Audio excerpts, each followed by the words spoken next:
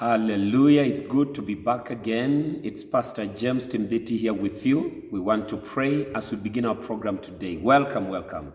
Father God, in the name of Jesus, we appreciate you for another opportunity that you've given us to be able to sit down with your people over these virtual networks, to be able to share the word of God on our social media sites and to fill the entire universe with the sound of the word of God and the sounds of victory. We want to thank you for every listener out there, for every viewer out there. We speak your blessing over each and every one of us, and the grace to prevail is our portion. This we ask and pray in Jesus' mighty name. Amen. Amen. It's an honor again to be here. I want to go straight into God's word because that is the business of the day. And I want to be able to bring you part 3 of what we are calling prevailing over your Goliath.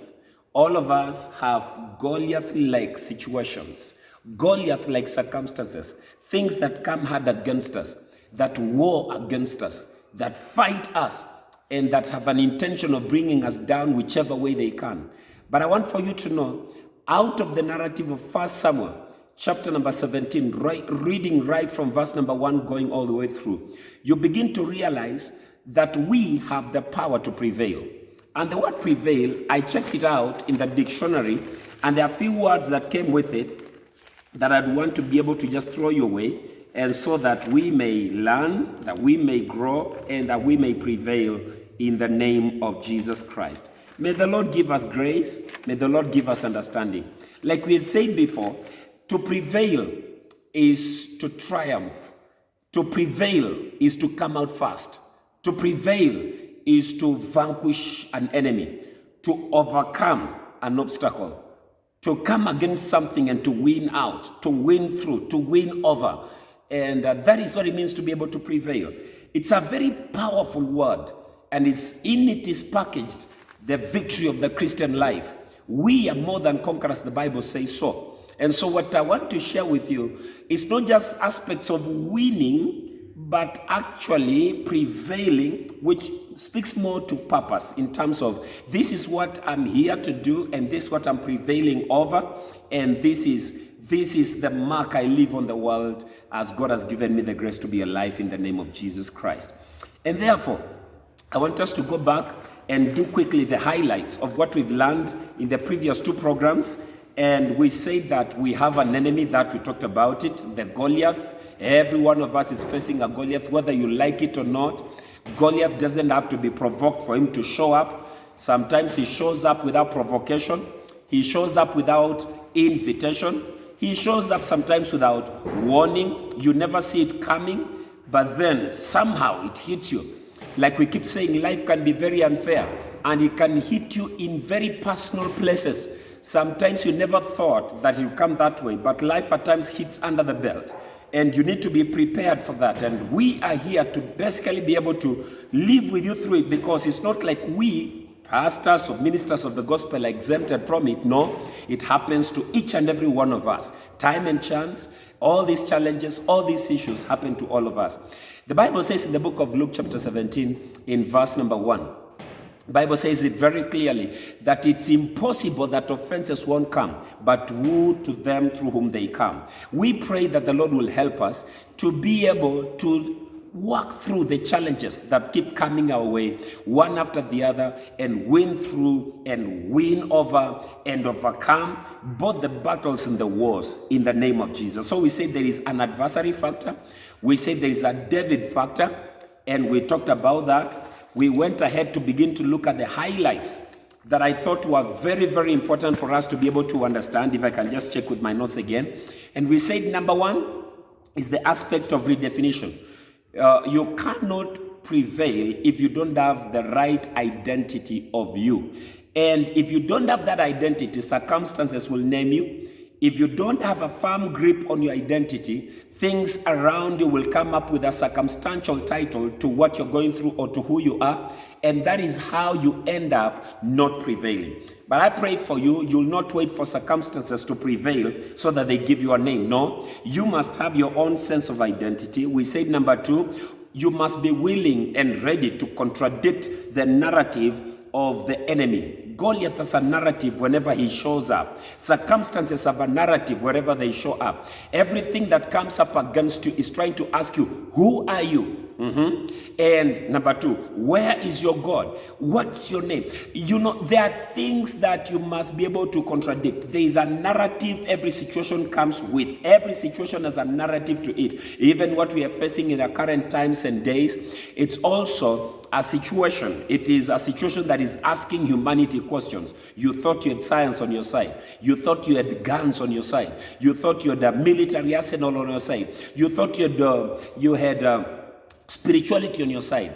But these things come to test us. But at the end of the day, this is what I want to be able to prophetically declare to all of us that are watching. We shall prevail. Not by might, nor by power, but by the Spirit of the living God. Forgive my stammering there. Number three, we said, you must be willing to ask questions no one else is asking. Number four, we said, you must be ready to confront and resist the elder brother syndrome. Elder brothers are those people who've gone ahead of us, who have a narrative of us.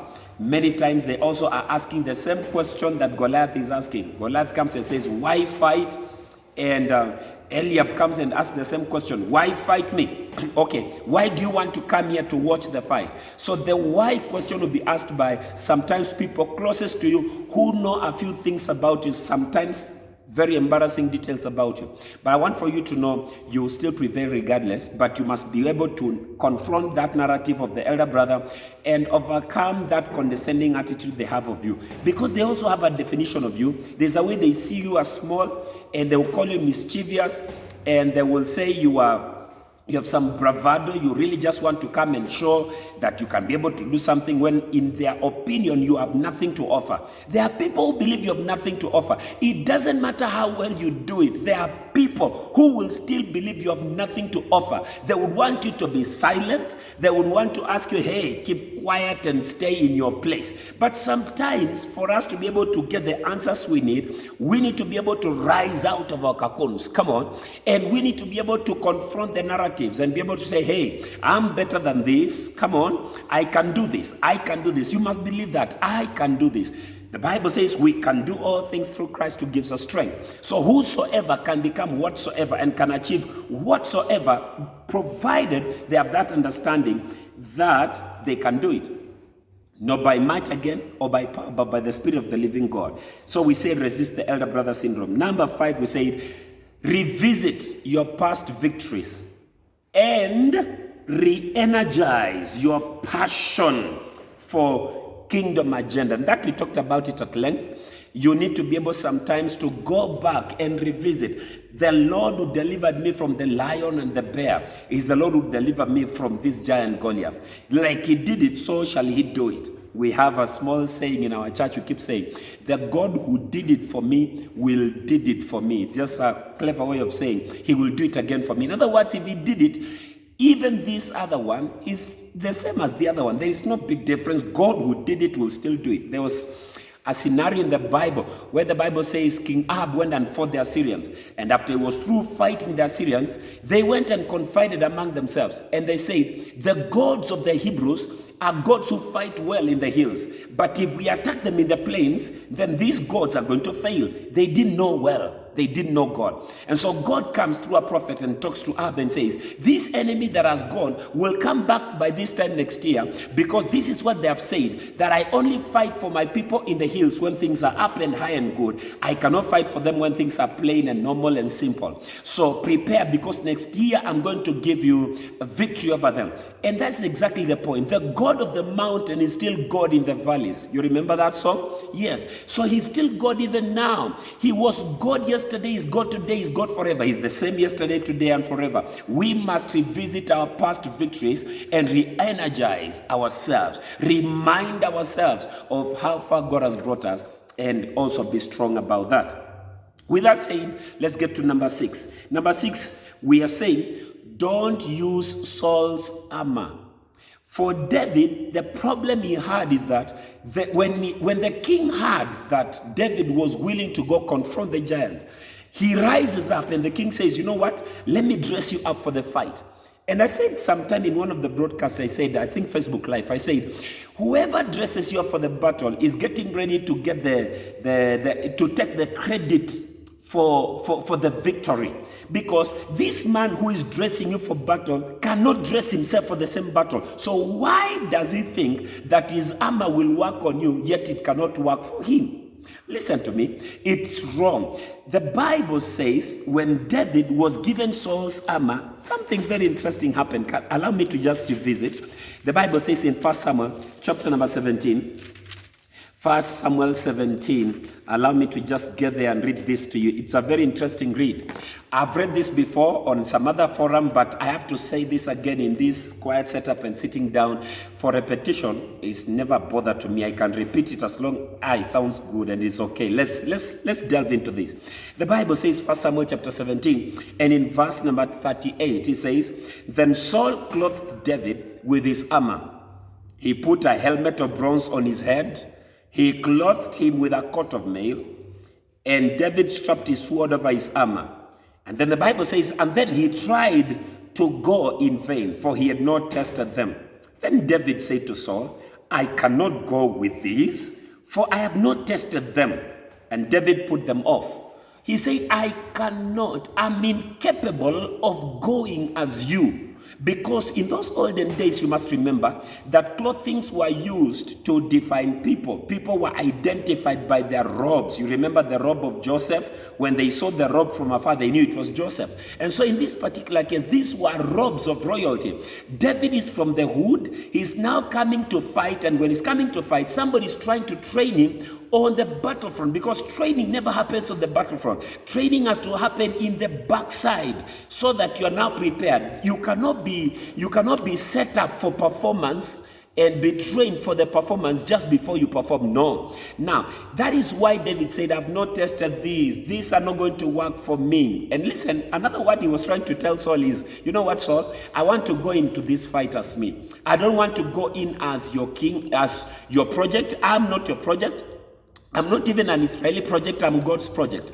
And for it to be known it is the Lord, let it be the Lord, and let nobody else ever take credit that it was God plus the armor of Saul, for example, or it was God plus the sword of Saul. No. Let nobody take credit for this, because when we read at the very last stage, the Bible says in verse number 50 of that same chapter, the Bible says, and David prevailed over Goliath with a sling and a stone. And the Bible says, and there was no sword in his hand. So sometimes the sword you're being handed to be able to use to fight sometimes can be the main reason why you're dysfunctional. You're dysfunctional because you're trying to borrow tricks and strategies. You're not waiting on God to show you what to do, how to approach the fight. You are borrowing heavily. Like Kenyans, we love to borrow from the West, The poor love to borrow from the rich in terms of tactics, Sometimes those who are not married try to borrow from the married ideas of how to maybe go propose to a girl and stuff like that. But let me tell you something, that many times borrowing denies you the opportunity to be you. Borrowing denies you an opportunity to be authentic. Borrowing denies you an opportunity to improvise. Because I want for you to know that ingenuity is the capacity to improvise, that you work with what you have. And many times, when you can't improvise, that means everything is being thought out for you. Everybody is planning it out for you. You have no mind of your own and stuff like that. David refused to put on Saul's armor. And I like the fact that the Bible says, and he put it off. Listen to me, ladies and gentlemen, there are things you need to put off. You need to put off borrowed stuff. You need to put off that coat that you borrowed. That's not yours. Come on, that jacket's not yours. That suit, maybe it's not yours. Maybe you're living in a borrowed house. Sometimes this borrowing hinders us from walking in faith and trusting God for our own portion and for our own heritage. Listen to me. It gets a time when Hannah has to be able to come to God and say, God, I don't need somebody else's kid. I need my own product. I need my own kid. Come on. You remember, and I like this. This just came right now. Listen. Sarah borrowed Hagar's womb to carry Abraham's kid. And when that happened, when God comes on the scene, he says, Abraham, no, I will not recognize that which was borrowed. That was your own arrangement. I'm still going to give you mine, which is authentic. So don't look to don't look to Ishmael as the genuine son. That is, the Bible calls him illegitimate son. It was a product of some borrowing here and there that was not according to divine plan. And it had to take Sarah faith. In Hebrews chapter 11, verse 12, should be 11, 12. The Bible says, by faith, Sarah also conceived faith to bring forth seed. And so you must get to a place where you realize that if your faith is not personal, if you're working on borrowed faith, it's not going to work for you. And this is why this is important. Listen to me. For some reason now, around the world, we really don't have church going on. We have Facebook Live, we have all these other things live. But for a long time, I feel the church has depended on the faith of the so-called men and women of God to such a great extent that we cannot exercise our own faith on our own. That a normal, nominal believer left on their own, they can't even pray for food. They can't even bless food. They can't even pray for the sick. Why? Because we abdicated that responsibility to the pastor. That we call it borrowed faith. But God has brought us to a place where, hey, it's time for you to exercise your own faith. It's time for you to exercise your own faith. You must be able to speak to your own mountains. Come on. When Corona shows up, you need to be able to open your own mouth and speak to it. Come on. You shall say to this mountain, be thou removed, be thou cast into the sea. If you do not doubt in your heart, it shall be done for you exactly like you prophesied it to be. And so, I'm really thanking God that all things work together for the good of those that are called according to God's purpose. And even this shall leave you stronger than it found you. The scenarios we find ourselves in, with churches locked up, with places of worship locked up, at this point, it's not somebody's faith that will deliver you. It's the small residue faith that is left on the inside of your heart after the big quote-unquote man of God is gone, and that huge person you are leaning on is gone, and now it is you versus the challenge. That is where faith is put to the test. But this one thing I know, if you're listening to me carefully, you are more than a conqueror. You will win. Amen. You will overcome in the name of Jesus. All things are possible to him that believes. Now let's move forward, because I thought that was very profound. The Bible says he put it off the armor of Saul, and then listen to what he did. After putting it off, because it's not just the fact that he put it off. I want you to see what he ended up now putting on. Verse 38, he put it on. Verse 39, he tested them, and he tried in vain to go. He could not put them on. They could not work for him. And the Bible says he put them off. Look at verse number 40. I find verse number 40 very fascinating. Verse 40 says, then David took his staff in his hand, chose 5 smooth stones from the brook, and put them in his shepherd pouch. His sling was in his hand, and he approached the Philistine. This is interesting. How many times does the Bible mention his? Almost 3, 4, 5 times. And the reason why that is so is because God wants for you to own your stuff. Let me just go through it again. David's staff, David's hand, David's shepherd pouch, David's sling, David's hand, and it's David approaching the Philistine. Until it comes to a place where faith has trickled down to the fact that it's not me plus the multitude or me plus the men of God around. It boils down to me and God alone. That is when faith is true and genuine. Faith is true and genuine, proved true and genuine when you can stand on it alone and have a personal position alone. That is very important. Now, with that said, all I'm saying is that you need to put off borrowed things. But with that said, I need to push it further than that and let you know that if it's not working for you, that's how I wrote it here.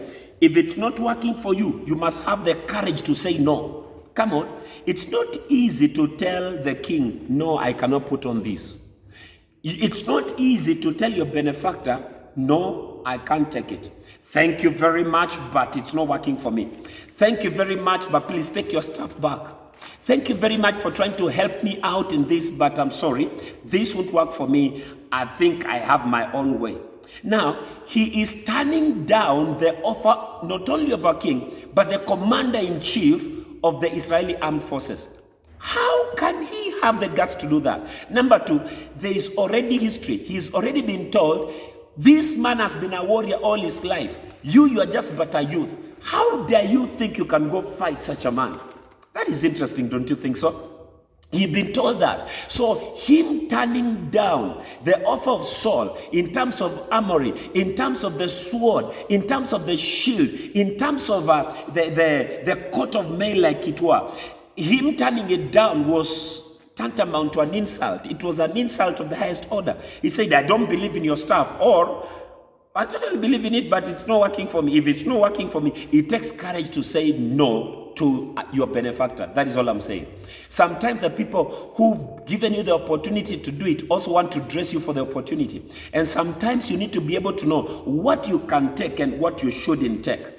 And there comes a time when you say, no, enough. I can't take more than this. This is enough for me. Allow me to work with this. Profound, don't you think so? Amen. Now we go forth to number 7. Number 7 on our line. And I happened to also mention this some time back, but allow me to just say it again. The Bible says that in verse number 47, very interesting. I read from verse number 46.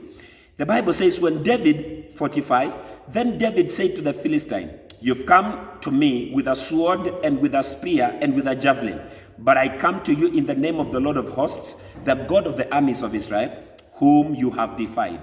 This day the Lord will deliver you into my hand, and I will strike you down and cut your head off, and I'll give the dead bodies of the hosts of the Philistines this day to the birds of the air and to the wild beasts of the field or of the earth. That all the earth may know that there is a God in Israel, and that all this assembly may know that the Lord saves, not with sword nor spear, for the battle is the Lord's, and he will give you into my hand. I read those particular verses, 3 of them, to be able to underscore this point, that, ladies and gentlemen, we, number 7, must get a clear understanding whose battle this is. We must get a clear understanding. Let there be no dispute. This is the battle of the Lord. This is God's fight.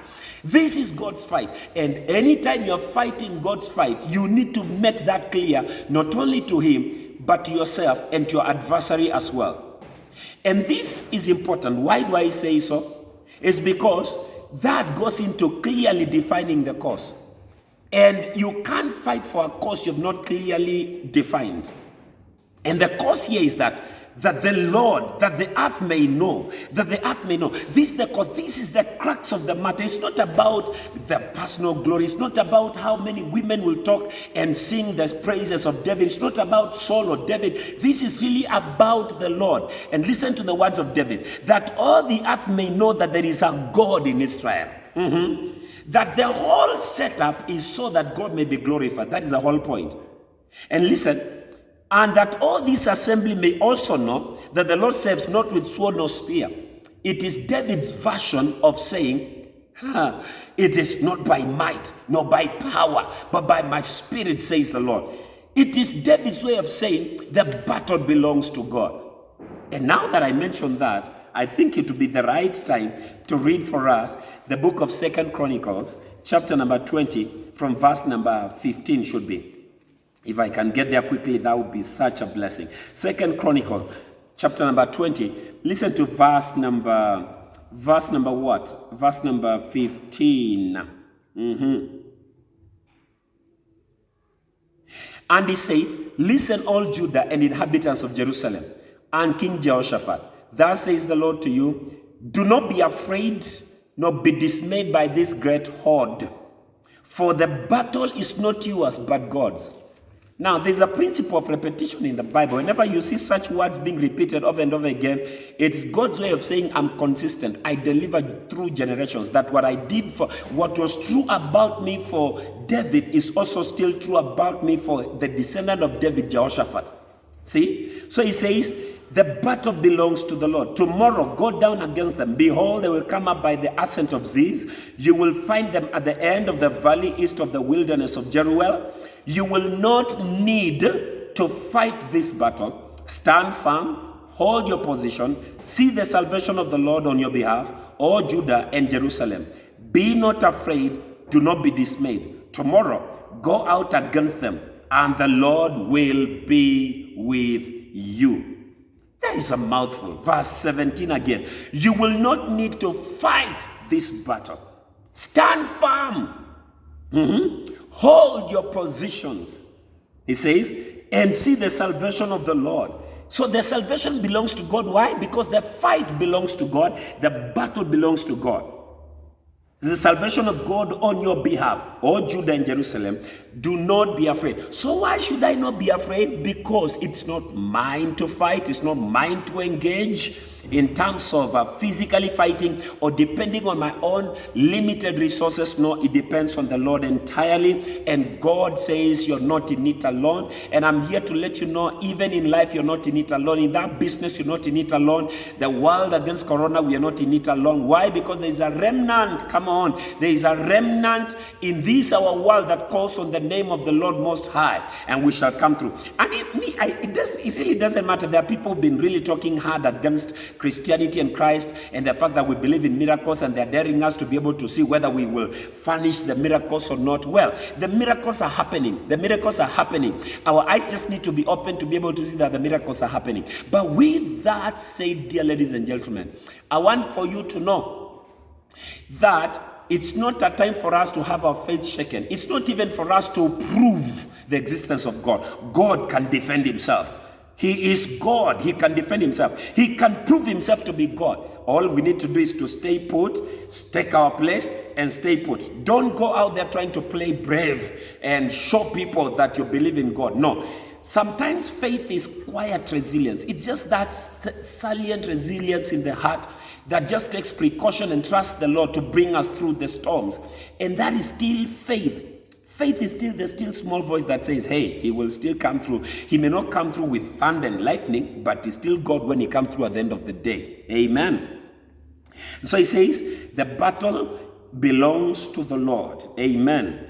That's why in verse number 20, Jehoshaphat now shouts to the people and says, believe in the Lord your God, you shall be established, and believe in his prophets, and you shall prosper.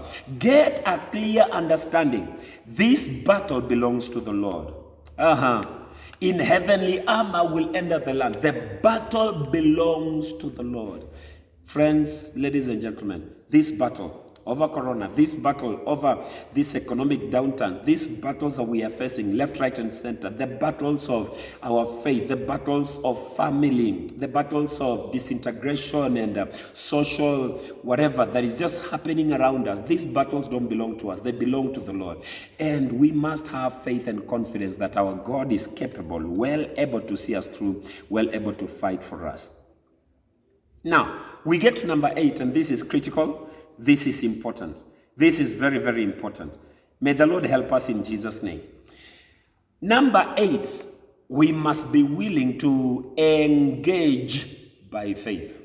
Engage by faith. Engage by faith. Now, that almost sounds contradictory when you look at verse number 7, the point number 7. But I want for you to know they are not mutually exclusive.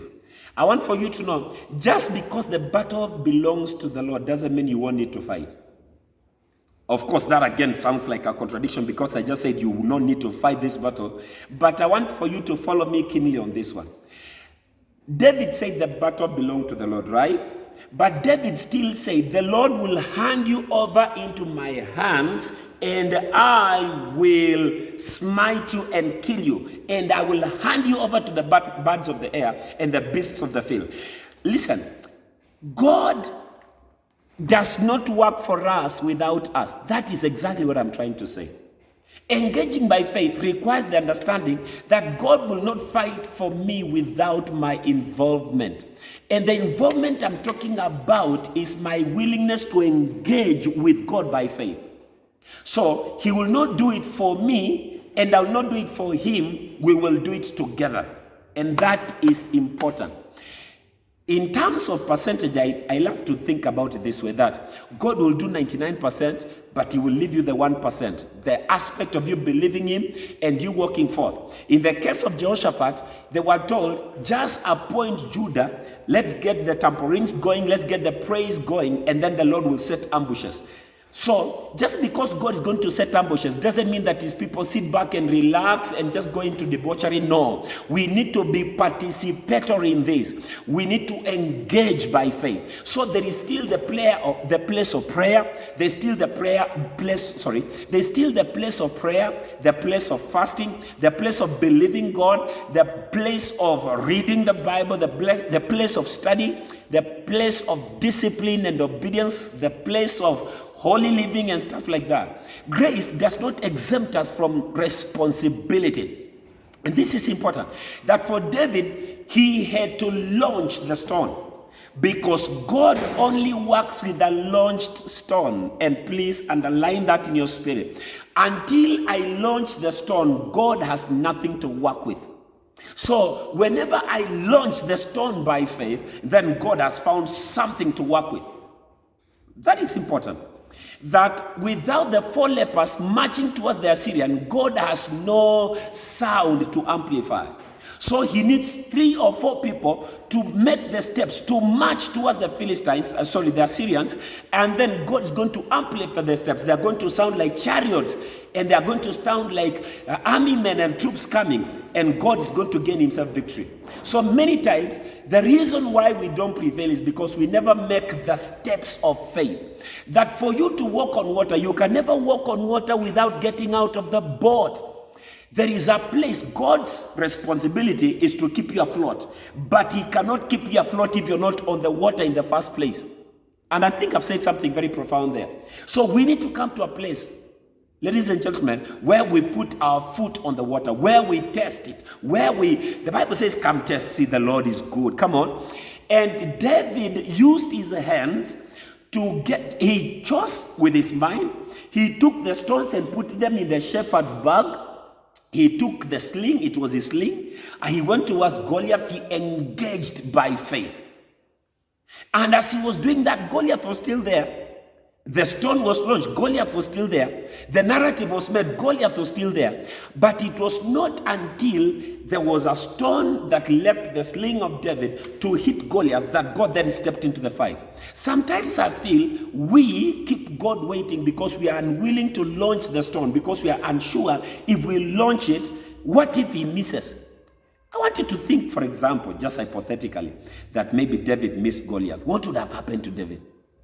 How about hypothetically if David had gone in without the stone, for example? There is always something. Listen, even right now, God is going to use what I'm telling you. But I have to be able to open my mouth so that God will put in his wisdom and use this vessel of clay to be able to reach out to you and to be a blessing to you over these social media networks. And so we want for you to be able to know that the reason why we don't prevail many times in Kenya, we have this saying, tunasema nimemwachia Mungu. I personally feel that is a religious statement that is very irresponsible. This is how religious people evade responsibility. They say, we've left everything to God. God never intended for you to leave everything to him. No. There is what is your part, and there is what is God's part. The Bible calls us co-laborers together with Christ. 1 Corinthians chapter 3. We are co-laborers. We work together. We are co-laborers together with Christ. Paul planted, Apollos watered, God brought the increase. So God cannot increase what has not been planted or watered. So Apollos must water, Paul must do the planting, and then God will come in to increase what has been planted and watered. Please understand, engagement requires that you put something on the ground. Farmers know how to work with God, you know. Farmers would put the seed in the ground and wait for God to bring the rain. To really be honest, the aspect of rain is totally beyond the farmer's ability. But the aspect of sowing seed in the ground is not the responsibility of God.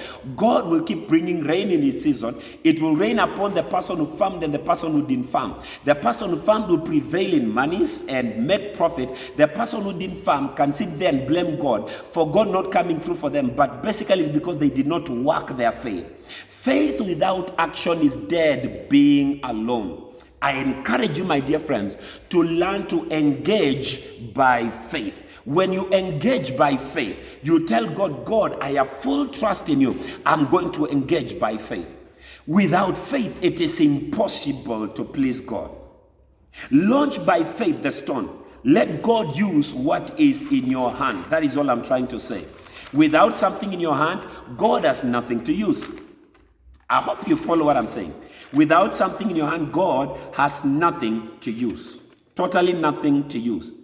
Faith is you being willing, courageous enough to launch that stone by faith and trust God that is going to pick up from there and do the rest of the work. When we say God will do the rest, that means there's a portion where you must do something, all right? Like, for example, if you don't pray, God has nothing to answer because you offered nothing. When we don't read the Bible, God, the Holy Spirit has nothing to remind us of. The Bible says the Holy Spirit will remind you of all that you've learned. So the learning portion is your portion, and then the remembering portion is the Holy Spirit bringing to remembrance the things that God has taught you. So we must subject ourselves to teaching, to wisdom, to instruction, and then God will do the rest. I pray that you understand that in the name of Jesus. So I want to appreciate you for tuning in, for listening to this broadcast. I pray that the Lord will continue to bless your life, to increase you in all ways, in the name of Jesus. I still have a few others, and I want to reserve those ones for the next broadcast. I pray the Lord sustains you, and that the little seed of the word that you've received today shall be something that bubbles on the inside of you and that helps you to go forward. We, out of this word, will be able to bounce back and grow and become all God ordained for us to be. But we have to be willing to go out there and to engage and to work by faith. It's been an honor talking to you. My name, James Timbiti, pastor of Precious Faith Church here in Eldoret. This, by the way, is our sanctuary. This is the altar of our sanctuary. We appreciate you for being with us. We pray the Lord sustains you. If you need to reach me for whatever reason, our numbers are in the description below, but I can still say it's 0724-383-873. You can reach us on that. +254-724-383-873. The Lord bless you and shalom. Amen.